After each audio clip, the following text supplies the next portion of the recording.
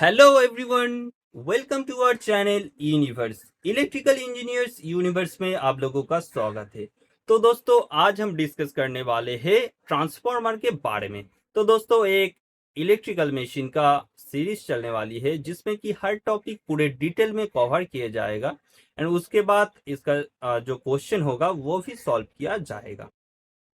तो जो लोग एई और जेई एग्जाम देने जा रही है उसके लिए बहुत ही हेल्पफुल होने जा रही है इस लेक्चर। तो जुड़े रहना यूनिवर्स के साथ। तो चलिए शुरू करते हैं। तो आज हम पढ़ने वाले हैं ट्रांसफार्मर के बारे में। तो आप लोग देख सकते हैं एक ट्रांसफार्मर है। So basically transformer is a static device. So transformer is a static device which transfer electrical energy from one electrical circuit to another electrical circuit. So transformer में इलेक्ट्रिकल एनर्जी का ट्रांसफर होता है and without change power and frequency. तो transformer में electrical energy transfer होता है लेकिन इसमें पावर और फ्रीक्वेंसी का कोई भी चेंज नहीं होता है। पावर एंड फ्रीक्वेंसी का कोई भी चेंज नहीं होता है। सिर्फ क्या चेंज होता है? ट्रांसफार्मर का जो वोल्टेज एंड करंट उसका जो लेवल होता है वो थोड़ा ऊपर नीचे होता है। And transformer basically work on the principle of Faraday's law of electromagnetic induction. So electromagnetic induction principal के ऊपर ट्रांसफार्मर वर्क करता है एंड इस ट्रांसफार्मर में बेसिकली टू वाइंडिंग्स होता है जिसमें जिसमें जिसमें एक कॉमन जिसमें एक कॉमन जिसमें एक कॉमन और म्यूचुअल मैग्नेटिक सर्किट होता है जिसके थ्रू से ये जो टू वाइंडिंग्स होता है ये इंटरलिंक करता है। So now we are moving the construction part of the transformer. तो बेसिकली ट्रांसफार्मर को कंस्ट्रक्ट करने के लिए कुछ चीज बहुत ही इम्पोर्टेंट होती है जो कि है transformer working voltage transformer working voltage transformer working current and operating frequency. So ये बहुत ही इम्पोर्टेंट चीज है। इसके ऊपर डिपेंड करके ही ट्रांसफार्मर का कंस्ट्रक्शन होता है। सो ट्रांसफार्मर के कंस्ट्रक्शन के लिए कुछ मोस्ट डिजायरेबल कंडीशन होता है जो कि the construction has to ensure efficient removal of heat from the transformer core and windings. So जब लोड इंक्रीज होता है ट्रांसफार्मर में तो ट्रांसफार्मर का जो कोर एंड वाइंडिंग्स होता है वो बहुत ही हीट होता है। सो इस हीट को रिमूव करने के लिए हम लोगों का जो कंस्ट्रक्शन होता है उसको कैपेबिलिटी रहना चाहिए कि हम लोगों का जो कोर में और वाइंडिंग्स में जो हीट होता है उसको रिमूव करने के कैपेसिटी रहने चाहिए। हम लोगों का जो कंस्ट्रक्शन होगा उसमें एक एफिशिएंट कूलिंग कैपेसिटी होने चाहिए and to prevent insulation deterioration, moisture ingress to it must not be allowed. सो इसमें कोई भी मॉइस्चर पार्टिकल आ ना जाए, इसको भी हम लोगों का दिमाग में रहना चाहिए। इस बात को भी कोई भी मॉइस्चर पार्टिकल जो ट्रांसफार्मर होता है उसके अंदर कोई भी मॉइस्चर कंटेंट आ ना जाए। तो अब हम ट्रांसफार्मर का जो पार्ट होता है conservator tank core windings insulating oil इसके बारे में वन बाय वन हम लोग जानेंगे। तो चलिए शुरू करते हैं, देखते हैं।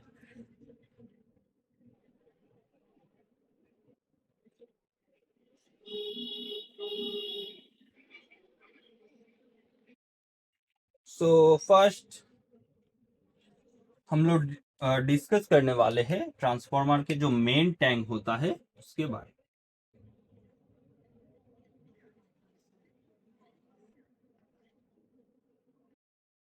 So this is the main tank of the transformer. So transformer का मेन टैंक क्या वर्क करता है और क्या फंक्शन रहता है हम लोग देखते हैं। तो transformer main tank protect transformer core and windings from any physical damage.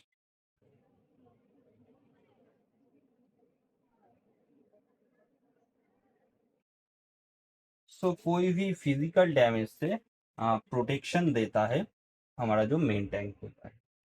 And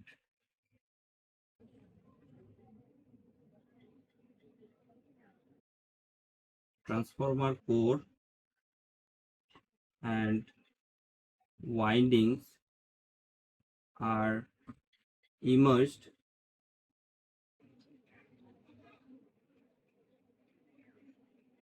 in the main tank containing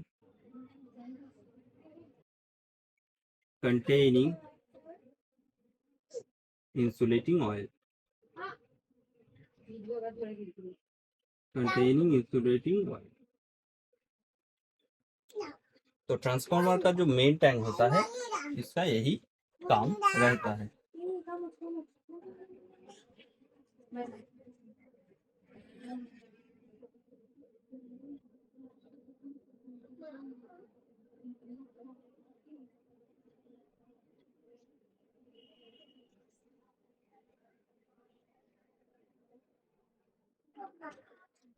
इसके बाद हम डिस्कस करने वाले हैं ट्रांसफार्मर के जो इंसुलेटिंग ऑयल होता है और ट्रांसफार्मर ऑयल होता है उसके बारे में।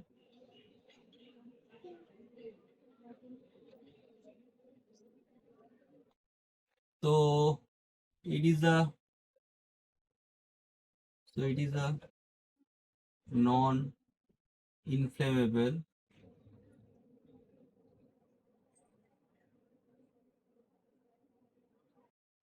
insulating oil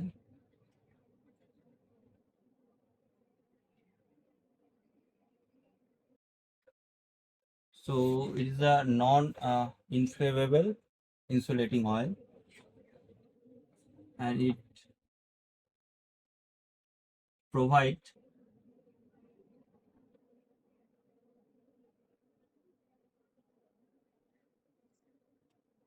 insulation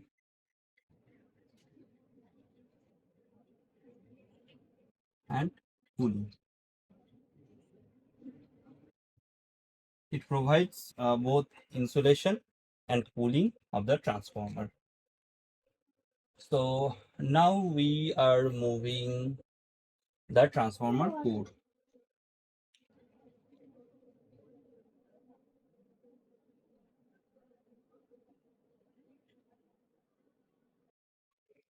So the main function of the transformer core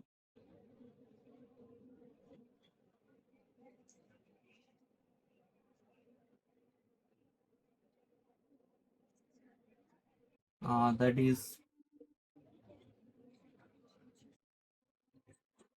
provide strong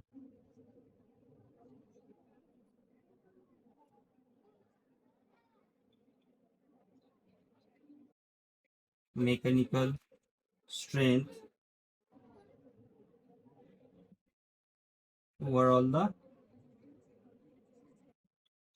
transformer and provide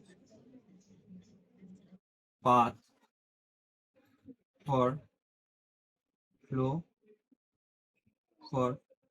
flow of magnetic flux and provide path for flow of magnetic flux and ये जो transformer का core होता है, transformer का जो core होता है वो that is made of thin laminating sheets of CRGO, that is made of thin laminating sheets of CRGO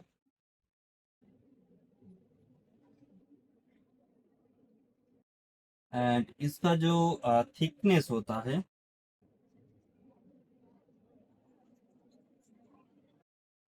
वो होता है 0.35 mm एंड ये जो थिन लैमिनेटिंग शीट होता है वो वार्निश से कोटेड रहता है, varnish is coated.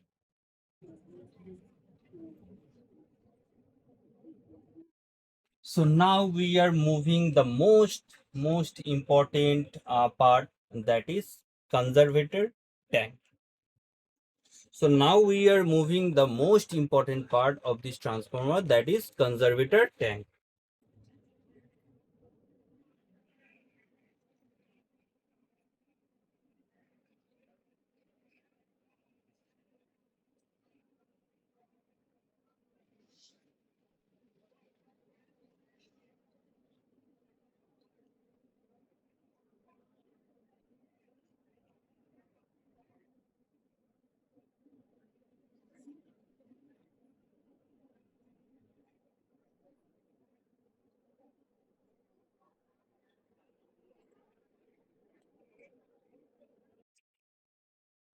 That is small in size, placed on top of the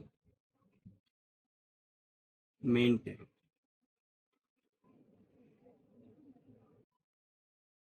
and it is half filled with transformer oil and it half filled with transformer oil. So basically इसका जो काम रहता है, its main function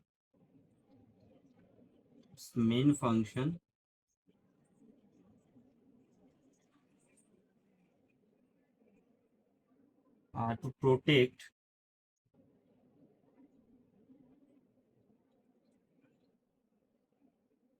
the main tank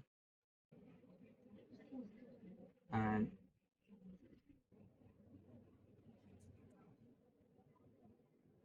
preserve the quality of insulating oil. तो इस conservator tank कैसे work करता है देखते हैं.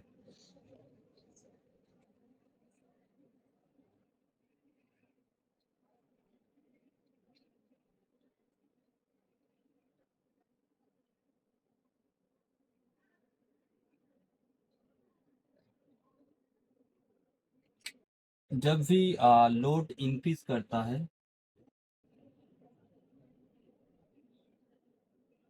लोड इंक्रीज करता है, देन जो करंट होता है वो भी इंक्रीज करता है एंड इसकी वजह से हीट जनरेट होता है उसका जो अमाउंट है वो भी इंक्रीज करता है। इसकी वजह से जो ऑयल होता है, ऑयल एक्सपेंड करता है।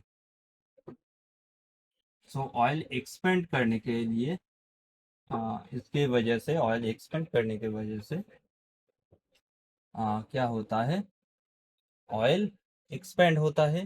तो इसका जो स्पेस, इसके रहने के लिए ऑयल एक्सपेंड करता है। दैट मीन्स उसका जो आ, इसमें मेन टैंक में जब इस ऑयल था, इसमें सिर्फ यही जो जगह थी वो सफिशिएंट थी। जब ये ऑयल एक्सपेंड करता है और प्रेशर बढ़ता है तो इसको एक स्पेस जरूरी होता है। तो वो जो स्पेस होता है, एक एक कन ये जो कंजर्वेटर टैंक होता है वो प्रोवाइड करता है। तो गिव द स्पेस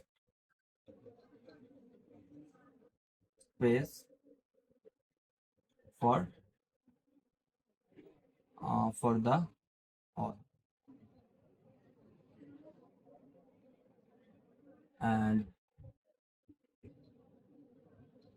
जब लोड डिक्रीज करता है देन करंट जो रहता है वो डिक्रीज करता है, हीट भी डिक्रीज करता है एंड ऑयल जो होता है, ऑयल कंप्रेस ऑयल कंप्रेस होता है।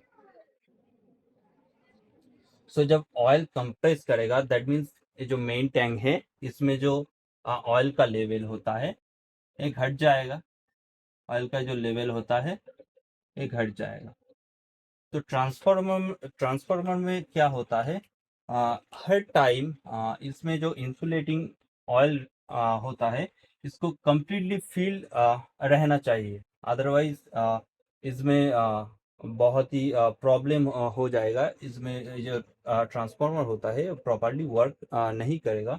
तो इसकी वजह से हर वक्त जो ये ट्रांसफार्मर का मेन टैंक होता है ये कंप्लीटली ऑयल से फिल होना चाहिए। तो इसकी वजह से जब लोड डिक्रीज करता है तो इसमें जो ऑयल लेवल होता है वो भी डिक्रीज कर जाता है, कंप्लीटली फिल नहीं रहता है। उस टाइम पर इस कंजर्वेटर टैंक से ऑयल आकर इस मेन टैंक को कंप्लीटली फिल कर देता है। तो बेसिकली ऐसे जब ऑयल कंप्रेस होता है तो उस टाइम पर oil is come from conservator tank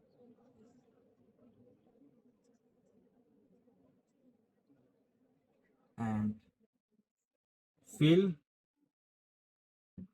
the main tank completely fill.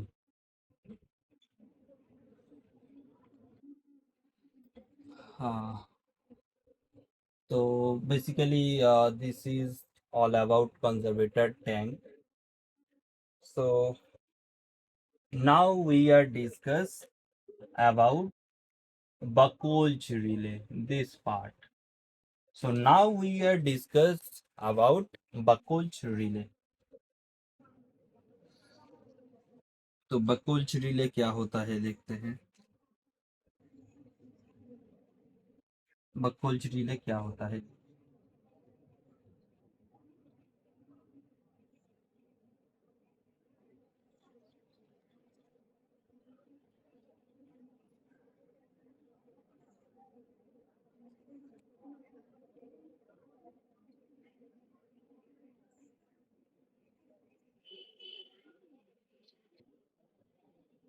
बकोल्च relay,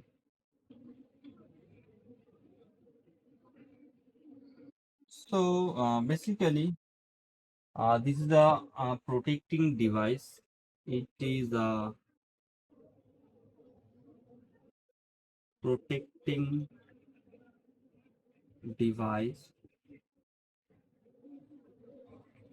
which protect any inner fault of transformer tank. तो अगर ट्रांसफार्मर के टैंक के अंदर कोई भी फॉल्ट होता है, उसको एक बकोज रिले जो रहता है उसको डिटेक्ट करता है एंड उस टाइम पर ट्रिप कर देता है। तो it placed between main tank and conservator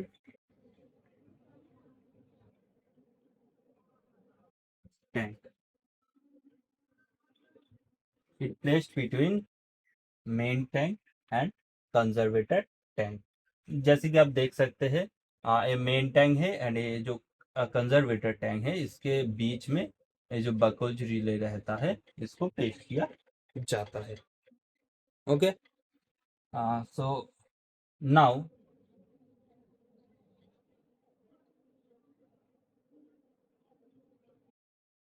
ये जो बकोज रिले रहता है इसमें दो मार्करी स्विच रहता है। तो इसमें दो मार्करी स्विच रहता है।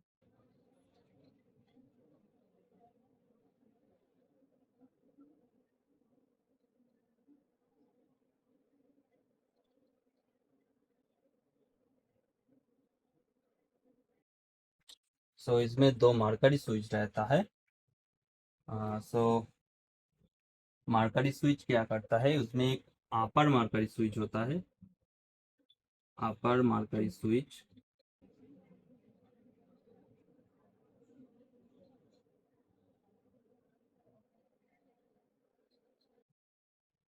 एक लोअर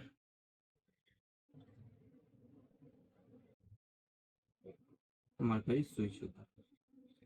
तो बेसिकली ये जो बकोज रिले है वो गैस और ऑयल एक्चुएटेड रिले होता है and it protect the transformer any inner fault and it's placed between a main tank and conservator tank and इसमें दो मरकरी स्विच होता है, एक अपर मरकरी स्विच एंड एक लोअर मरकरी स्विच होता है। सो जब कोई भी माइनर फॉल्ट होता है तो ये जो बकोज रिले है अलार्म देता है। ठीक है, ये जो अपर मरकरी स्विच होता है इसका काम क्या होता है, जब कोई भी माइनर फॉल्ट होता है तो एक अलार्म देना होता है एंड जब कोई भी कोई मेजर फॉल्ट होता है तब ये जो लोअर मार्करी स्विच होता है ये क्या करता है, ट्रिप कर देता है, ट्रिप द सर्किट। सो जब कोई भी मेजर फॉल्ट होता है, ये जो लोअर मार्करी स्विच होता है ये ट्रिप कर देता है, सर्किट को ट्रिप कर देता है। सो basically this is the Buckholz relay, about Buckholz relay. So in the next class uh, I I made a video on Buchholz relay in details. Details में हम एक बकोज रिले के बारे में एक डिटेल्स वीडियो बनाएंगे। So now now we are discuss about breather like so breather हम लोग डिस्कस नहीं किया, कंजर्वेटर के टैंक पर बकोज रिले पर चले गए। तो ब्रीदर्स जो रहता है, ब्रीदर्स के बारे में हम पढ़ लेते हैं।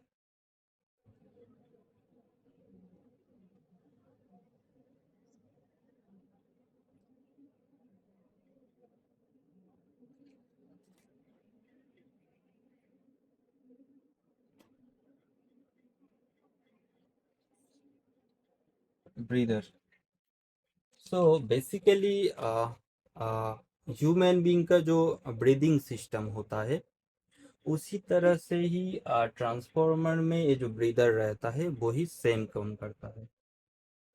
एयर को अंदर लेकर आते हैं और बाहर लेकर जाते हैं। तो जब ट्रांसफार्मर में लोड इंक्रीज करता है, तो जब ट्रांसफार्मर में जो लोड इंक्रीज करता है, देन जो ऑयल होता है वो एक्सपेंड करता है। ऑयल जो होता है वो एक्सपेंड करता है, एंड उसकी वजह से एक प्रेशर, जो कि प्रेशर और गैस जो कि एक कंजर्वेटर टैंक में प्लेस्ड होता है। सो जब कोई भी लोड बढ़ता है तो ऑयल वेपराइज्ड होता है, तो उसका जो गैस वो थ्रू दिस पाइप कंजर्वेटर में चला जाता है, एंड उस टाइम पर जो प्रेशर होता है, उस प्रेशर को इस ब्रीदर के थ्रू बाहर निकल दिया जाता है। तो जब लोड इंक्रीज होता है तो ऑयल एक्सपेंड करता है,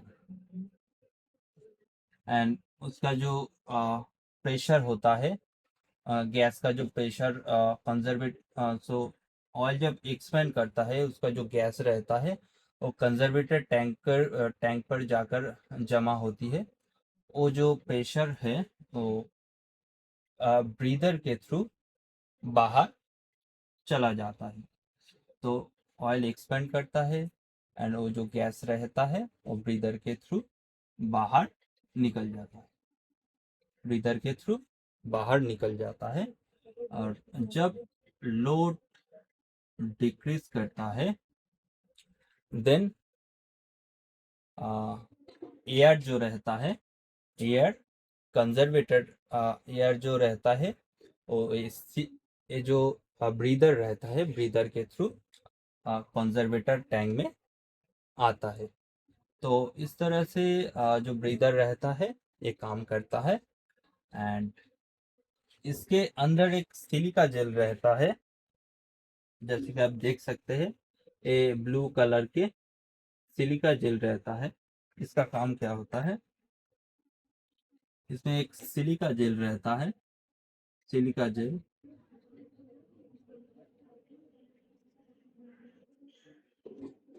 सो बेसिकली ये जो सिलिका जेल होता है, that is absorb the moisture from the air.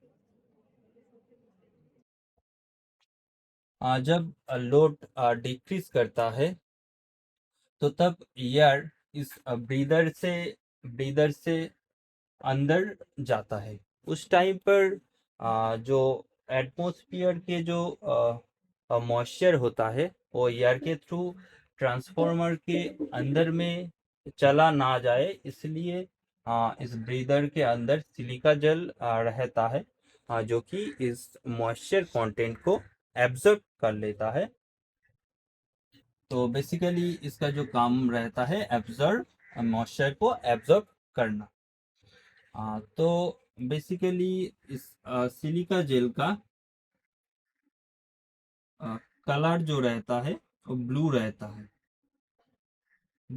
है, and after absorb moisture completely, then उसका जो कलर होता है वो पिंक हो जाता है। सो बिफोर नॉर्मली इसका जो कलर रहता है ब्लू रहता है, and after absorb moisture completely, इसका जो कलर होता है वो पिंक होता है। Now we are moving the last part, that is explosion rate. So अब हम डिस्कस करने वाले हैं इस एक्सप्लोशन वेंट के बारे में, इस एक्सप्लोशन वेंट के बारे में।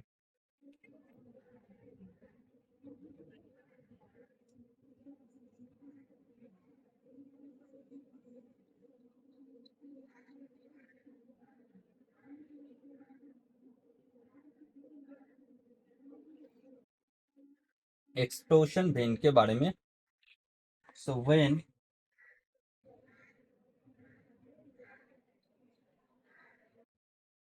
excessive amount of pressure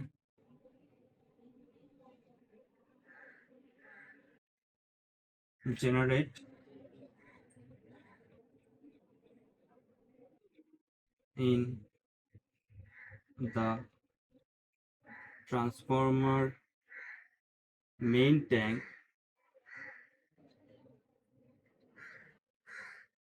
then using that the pressure will remove from the transformer main tank। तो जब excessive amount of pressure generate होता है ट्रांसफार्मर के मेन टैंक के अंदर, तो उस प्रेशर को बाहर रिमूव करने के लिए, तो we are using explosion vent. So that is all about the construction part of this transformer. So that's all. Thank you.